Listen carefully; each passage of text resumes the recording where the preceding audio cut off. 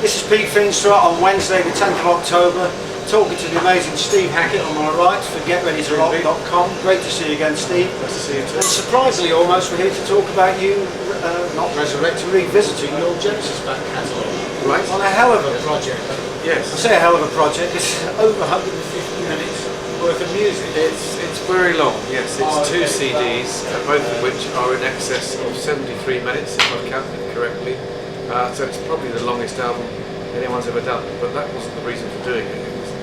It just worked out that way because I decided I was going to record my favourite tunes of Genesis during that era, and I'd already done it once before with Genesis Revisited #1. So 1996, I think that was. That's the one, and I'd recorded What Are the Skies and First and Fifth, a couple of favourites. And then I thought, well, I'll just choose my favourite tunes. And then EMI said to me, having agreed on this with Century Media, why don't you do tracks where the guitar is crucial to the plot? I said, well, that's a whole other album. Yeah. So I decided to record that one at the same time. So between January and August this year, we managed to get the thing done. But it was going at some to get a couple of albums done, and the 35 odd people that are on the thing. Well, you've answered two of my questions there immediately. One was, did you highlight the guitar, mean to highlight the guitar in these pieces, which you obviously have? I did. And the time spent 9 months, which I guess it would be for a project like that. Yeah, it was. I didn't think we were going to finish it because, a month or two before we were due to end, Roger King, who was engineering it, has said, we're not going to get this mixed in time. You're not going to be happy with the mixes. You know what you're like. I don't know what he's like. And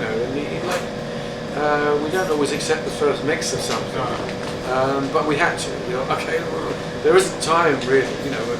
And he's a producer on this, of course. Now, that's right. Before you play keyboards and whatever else. That's right. Yeah. We share production on these things. So we co-produce these things, and it's important. His input on this. He's involved in this one, co-producing this and co-producing the Hackett project before this with Chris Squire, which went very well, of course. Yeah, I very much, he and I have been a musical partnership now for quite some time, and there's a lot of different styles that we've gone at. We've gone at things with orchestra, classical things, and rock things, and then that's all kind of come together in this project because we've not just reproduced everything. You've gone into vintage keyboard. And you've gone, of course, you've made this huge leap really from your self-produced in your living room, as you said, the solo album Out of the Tunnel's Mouth, to doing this mammoth project. So was there a lot of pre-planning before you went into this? Well, we had people who recorded at home. Mostly the singers. Yeah. They wanted to work at home. They all have home studios or some kind of facility, and so. I think there's no point listening to a singer when he's trying to get the words right and get it in time and in tune. But when they send you something that's in time and in tune, it's an awfully nice position to be in because otherwise you can sit there throughout this and try to midwife it through, but the singer's got to give birth. And no amount of prompting is going to do it when a singer's happy. So thinking about the pre-planning as well in regard to the singers. Was it kind of self-evident that one singer would be good for one particular song, or did they show an inclination as to what they wanted to sing, and how did that work? Well, I thought I'll let the singers decide what songs they're most. And there's a lot of singers, I should say. A hell of a lot of singers on it, yes. Do you want to tell everybody sort of on it? Some of the people who are on it. Nat Sylvan, Simon Collins, Phil Collins' son, Jacko Jackson, Stephen Wilson, of course. There are so many. John Wetton, yes. Nick Kershaw. People you wouldn't necessarily expect, I guess. Exactly. Michael Ackerfeld. Yeah. So 2 Swedish singers, and I sing a little bit on it. But that wasn't the main reason for wanting to do it. I wanted to share it out because a lot of these singers say that Gabriel and Collins are hard acts to follow, and I thought safety in numbers here with so it'll throw the heat off any No, one that's a good singer. idea. If you don't like one singer, you get another. There's Amanda Lehman singing Ripples, for instance. It was a great. It's a great song. You know, obviously it's a girl's take on that, so it's reinvented in that sense. But we've got orchestra in some places where we might justify keyboards. But I've And what about the new technology? What does that give you that you previously couldn't well, incorporate? I think, you know, when these tracks were originally recorded way back in the 70s, I used what you now call vintage amps and pedals, whereas now I do it all in the box. You know, the box is mightier than the building.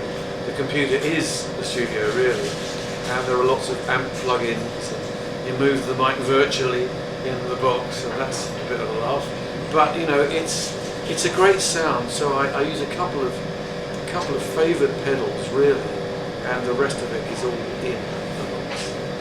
And what about former fellow Genesis band members? Have Yeah. you discussed this with them at all? Do they know what's going on? I don't know what's going on, but you know, it's the great unspoken, the elephant in the room. You know, when I was at the Prog Awards, we talk about anything but. It's in the nature of the band. You know, that's how it is. Yeah. And thinking about the technology and the orchestration, Supper's Ready's got this immense sonic quality. Yeah. That must have been, that on its own must have been a huge undertaking, I guess. Yeah, well, we had a couple of drummers on the project. Jeremy Stacey, who was on the Hackett project and works with Noel Gallagher these days, he did the Supper's Ready stuff, and he did Dancing with the Moonlit Night, Which is another highlight. another one, yeah. And it was Gary O'Toole who did the drums on the rest. Supper's Ready, yeah, it's a bit of a major commitment doing that, because you keep thinking you finished the number and you realise, I'm going to go back and do that guitar part, because I forgot that, because I'm playing all three guitar parts on there. Yes. So, but we have other guitarists on the album. There's Roy Stolt of Flower Kings on Return of the Giant Hogweed, sung by Neil Morse. So we did, you know, the version we did with Transatlantic, really, with that, you know, the version I did live. And now who else? Steve Rothery of Marillion, another guitarist, on Lamia. So we're swapping phrases at the end on Lamia, and Nick Herschel singing that one. I guess some of these guys must have been drawn to the idea of playing Genesis music, because their history is prog rock after all. Well, luckily, many of them said, I grew up listening to this stuff, and I'll do it just for the crack, and it's a labour of love, which meant that, you know, if I'd have been paying everyone individually, it wouldn't have happened. So, you know, I will be repaying favours from here to the grave, because there were 35 people who played and sang wonderfully.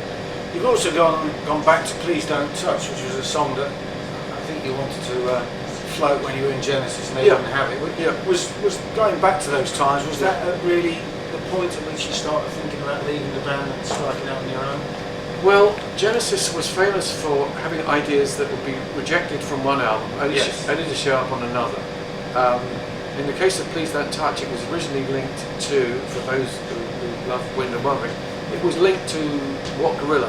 It was the same rhythm. Right. I felt that it was very strong. It was a variation of a melody that came up on the second side of the vinyl edition of Wind and Wuthering. And that track was called Unquiet Slumbers for the Sleepers. So it was a variation on that, but with a driving rhythm that Phil's fabulous weather report orientated rhythm and fast bayon. And I thought, wow, if the band rejects that, you know, what am I doing? Do you know what I mean? Yeah. I felt, no, here's the time to step out on my own, and sure enough, that became a great stage favourite with audiences. Yes. And I was able to do that. And it fits perfectly into this project. It's great. Yeah, it was a kind of balls to the wall kind of piece, where it's just relentless. Really, it goes through a lot of time signatures. And the closing, Shadow of the Hierophant, Yeah. which was a marvellous piece.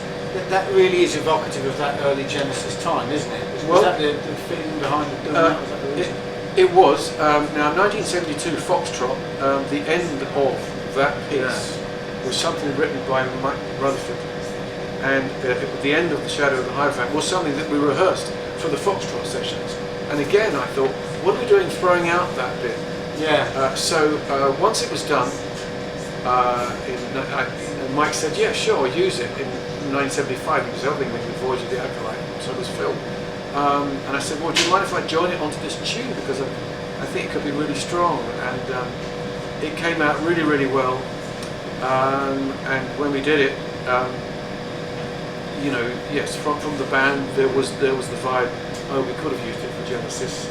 And here we are, all this similarly with Please Don't Touch. I'm just saying it's a little bit like there are some deleted scenes, a bit like, you know, going back director's cut and all that sort of business. So yeah, and it's part of the era. Dancing with the Moonlight Night, you seg on a little bit of Green Sleeves at the beginning. Yes, that's right. Which is a nice idea. Yeah, it was my wife Jim's idea, and what a lovely idea, because it's all things English, quintessential English ditty, isn't it? Well, one of the things I was generally going to ask you was, and you've answered it in part, but a few years ago the late Frank Zappa re-recorded all his classic stuff. Yeah.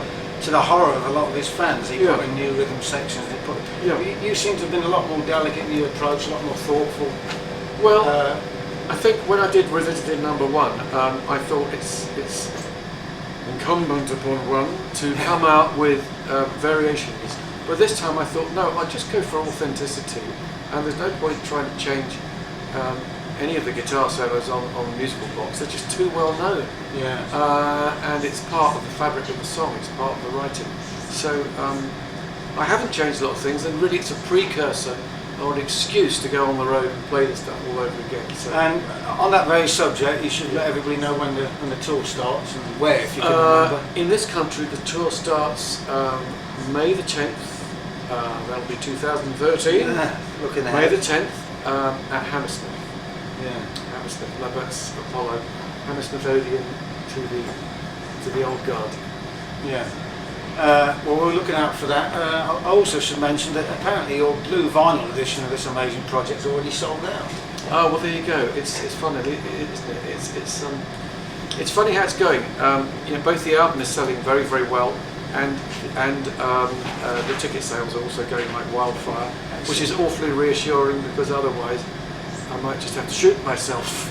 And they're going to the States, and Sharon over there is going to give us a full copy of the dates, I think. Just in case. The lovely Sharon has given us the dates here.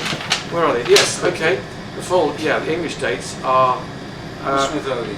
Hammersmith on Apollo, on the Apollo on the 10th of May, 11th of May Cardiff, St David's Hall, 12th of May Liverpool Philharmonic, Glasgow Royal Concert Hall on the 14th, 15th May Gateshead, the Sage, serving the Newcastle area, 16th of May Birmingham, the Symphony Hall. Which is a lovely, lovely venue. Symphony Hall, yeah.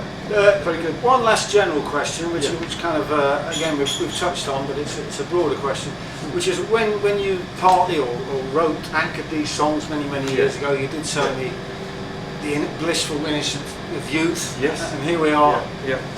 a fully, successful, mature recording artist with a whole body work behind you. Yeah. What was the essential difference? How did it feel to go back to that work? I mean, I realise you've been playing some of it down the years anyway.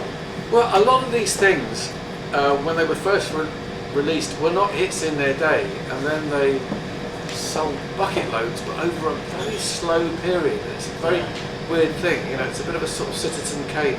Wasn't a hit in its day, now a bit of a classic, and so durability. That's it. It had legs and then wings, but first of all, it crawled.